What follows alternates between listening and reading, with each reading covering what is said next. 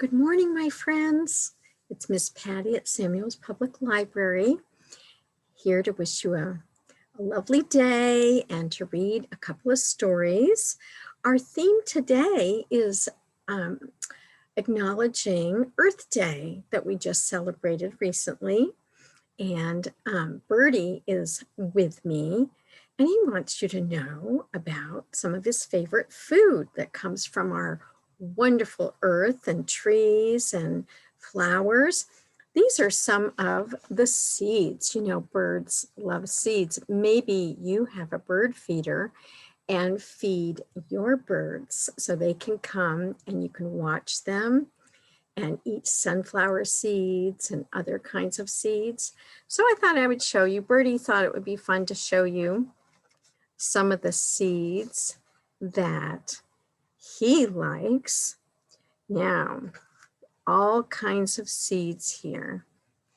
Now, I wanted to show you, a dear friend of mine in California gave me this little tiny pine cone, which is really a seed. And in it has what the potential to become a giant sequoia, bigger tree than any of the trees in the forest behind me. Yeah, it's pretty remarkable. Big things come from small beginnings, you know. So there's all these other kinds of seeds, and I thought I would show you these. Here's a flower, and I broke it open so you can see all the seeds that the wind will carry and land in soil. So they're just these itty bitty little things.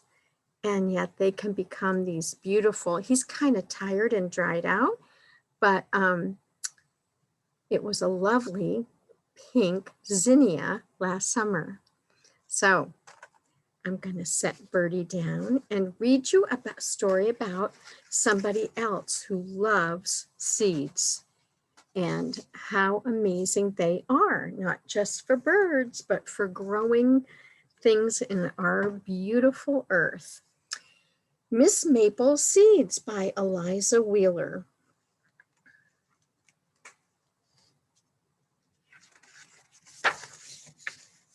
This is a very lovely story, in my opinion.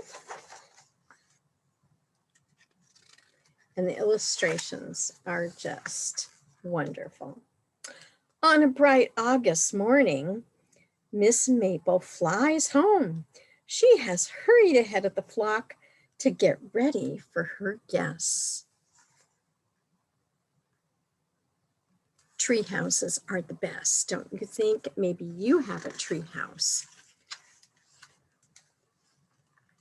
Miss Maple has traveled all summer long searching for the land for orphan seeds that got lost during the spring planting. She hopes to help them grow strong here in her tall maple tree and get ready for the next year's planting. See all those special seeds? I bet you recognize some of them. Yeah, we call these seeds helicopters, yeah? And they grow wonderful trees and acorns. The squirrels like those, don't they?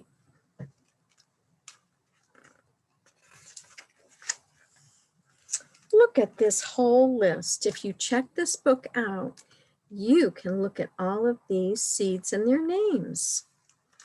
She learns each seed by heart, all similar, yet none the same. Take care, my little ones, Miss Maple says, for the world is big and you are small.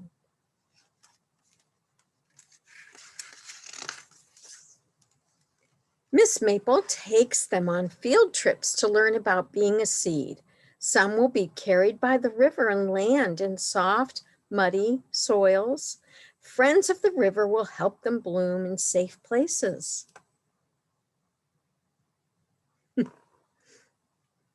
She's helping the seeds. They toured the grassy fields and thick forests. Many seeds will be blown here where rich soil will keep their pods healthy, and the sun and rain will help them grow tall.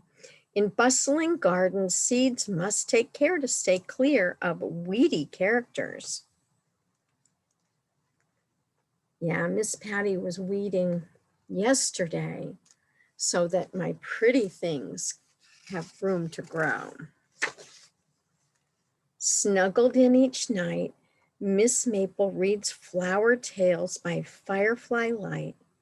Before going to bed, she whispers, "Take care, my little ones, for the world is big and you are small."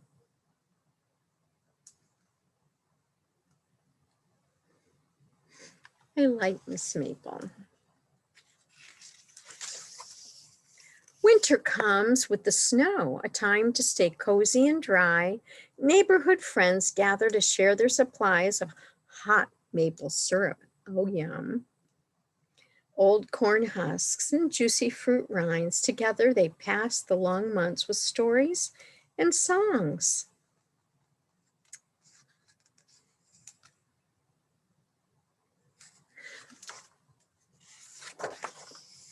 When spring comes, thunderstorms pour curtains of rain.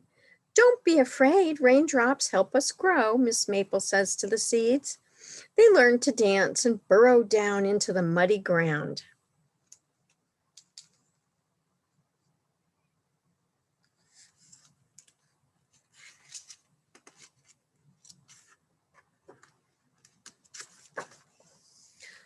On a windy May morning, the last spring petals drift down from the sky. The time has come for Miss Maple to send her seeds off to find roots of their own.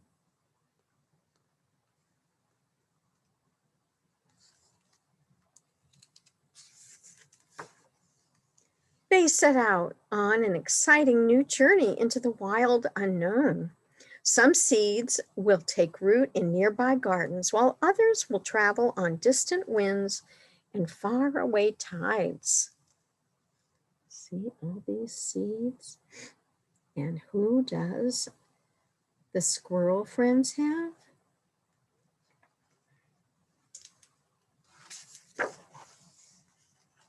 Miss Maple has given them guidance and love, and now her part in their story has come to an end. They say their goodbyes with sweet memories past and bright futures ahead. She's sending off all the little seed friends.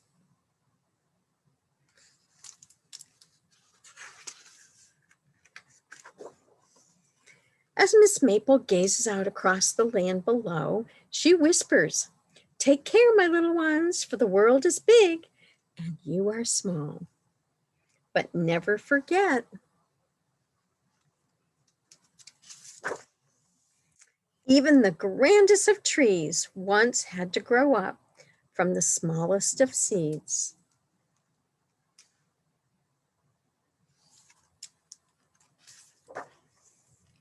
Into the evening, she sips her green tea in the quiet hollow of the old maple tree.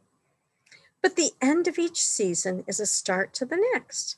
One summer morning, Miss Maple grabs her willow weed hat, whistles a merry tune, and sets off to follow the faraway call of other lost seeds waiting to be found.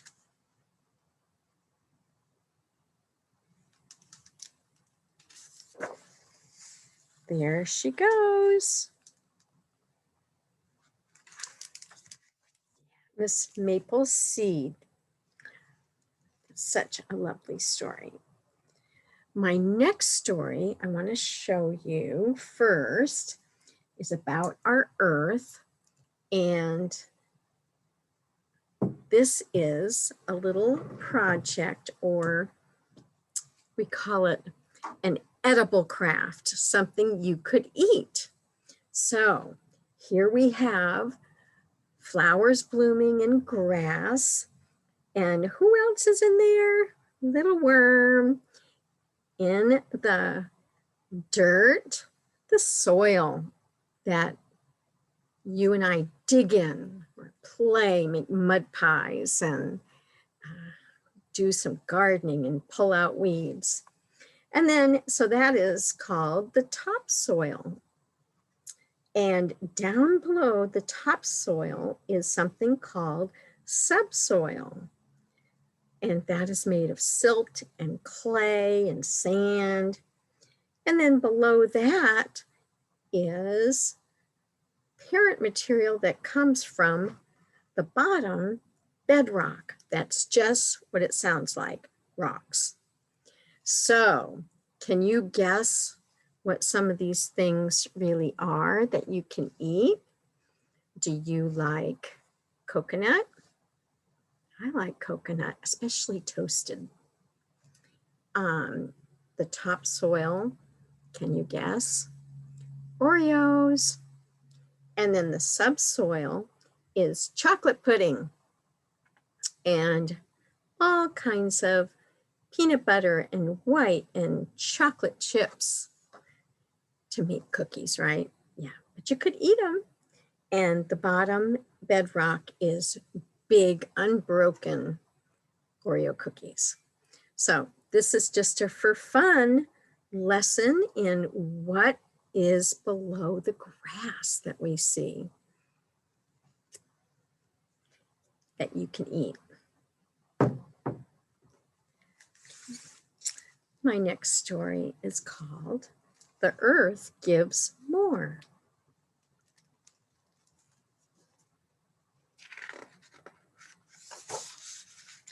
The Earth Gives More by Sue Fleiss. Feel the wind blow through your hair as you breathe the clean, fresh air. We've had a lot of wind, haven't we? Run barefooted through the grass, watch the clouds change as they pass. It just feels good to be outdoors after our long winter, huh?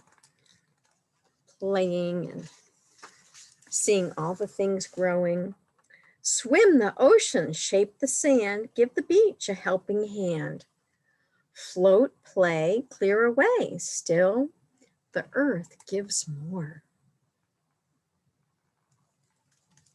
So many gifts it gives. Leaves of green turn yellow red. Spin and swirl around your head. What time of year is that? Fall, right? Scoop them all into a heap, get a running start and leap.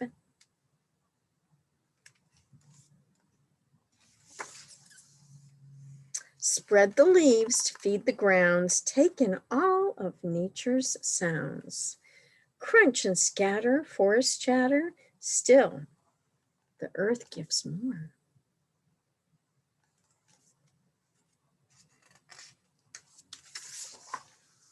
Stormy weather chills the air, bundle like a polar bear.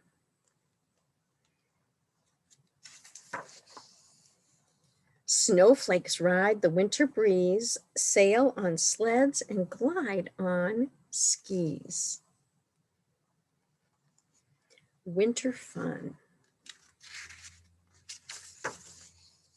Forage, wait, hibernate, still the earth gives more. And we fill the feeder on the tree, birds below watch patiently. And look at all that little animals that hibernate under the ground.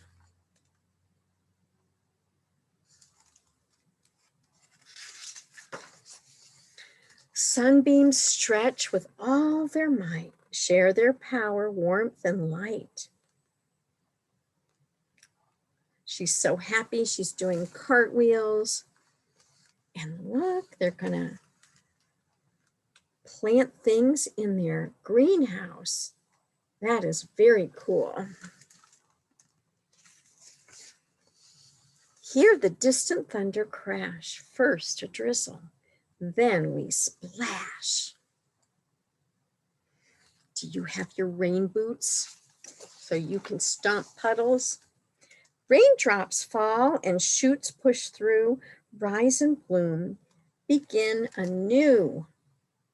Shine, sow, shower, grow, still the earth gives more.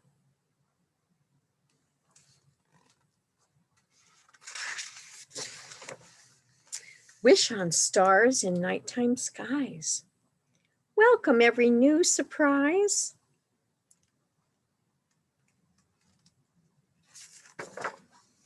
Do your part, use what you know. Help the earth to thrive and grow. Guard the land and air and seas. What is left without all these? Maybe that's the Shenandoah River, close to us. Love, respect, befriend, protect, so the earth gives more.